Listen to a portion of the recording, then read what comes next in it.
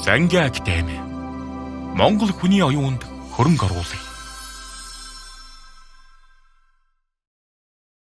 Сайн байцгаана уу? Би Болор Туяа. Та бүхэнд энэ удаа 7 өдөр ба 7 чакра гэдэг нэртэй хичээлээ бэлтлээ. Тэгээ чакра гэдэг бол энергийн хүрд. Тэгээ 7 өдөр өөр дасгал хийнгээ энергийн хүрдийг идэвхжүүлэх юм сонирхолтой хичээл нь их сайхан байх болов гэж бодож байгаа.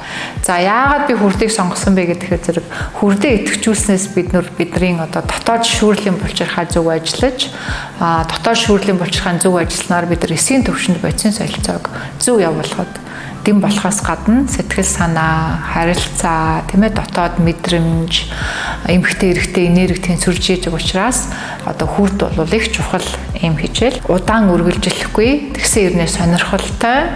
Тэгээд өөр дасгалуудыг нийлүүлээд ингээд 7 өдөр ба 7 хүрд гэдэг хичээлээ бэлтлээ.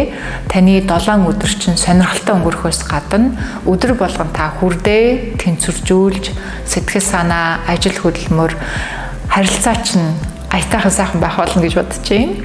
За тэгээд хичээлээ та бүхэн тавтай сууж дуглан дагаж хийгээрэй. Энэхүү хичээл маань анган шатны хүмүүст тийм тохиромжтой биш бах. Дунджаар 6 сараас 2 жил орчим хичээлсэн хүмүүст илүү одоо үр дүнтэй байх гэж бодож байна.